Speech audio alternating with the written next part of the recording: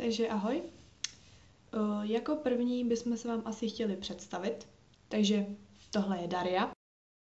Jenže jak můžete vidět, naše Daria nechodí jaksi včas.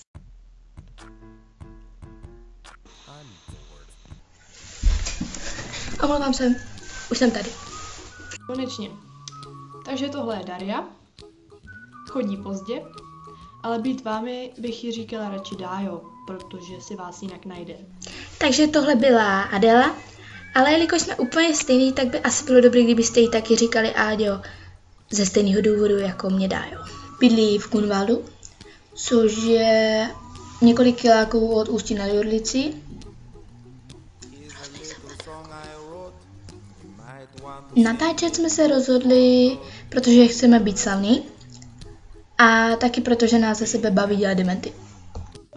Tohle video jsme se rozhodli natočit, protože jsme totálně mimo realitu a absolutně nevíme, co to obnáší.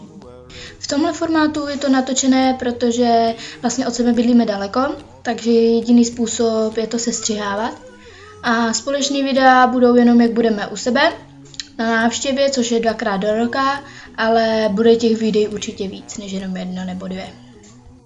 Jak jste si asi všimli, tohle video je sestříhaný a udělaný na kousky, protože nemáme vhodné podmínky pro natáčení společně, jelikož jsme od sebe asi 200 km, ale chceme točit spolu, takže proto je to řešeno takhle. Přídavná jména, takže Vtipná, Náladová je moje přídavné jméno. Donutila mě, abych ji popsala 3 přídavnýma jménama. No, tak prostě mluvit tady asi nebudem. Dobře, no, tak já nějaký 3 přídavný jména vymyslím. Tak třeba... Fajn, budu hodná. Je krásná. Je prudce dementní a je úžasná. Videa budou vycházet každou neděli.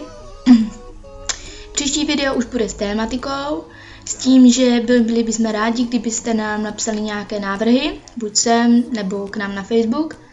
A udělali bychom to vlastně podle vás, něco, co vás baví, aby se vám to líbilo a nebylo to jenom podle nás.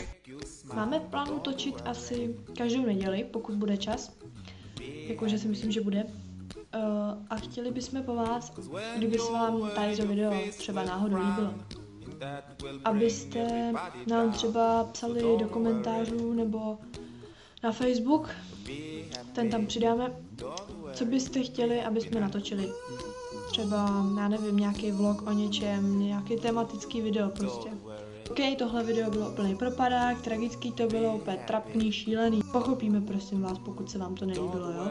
Ale pokud se vám to líbilo, tak dejte like. Tímto se s vámi loučím a ahoj.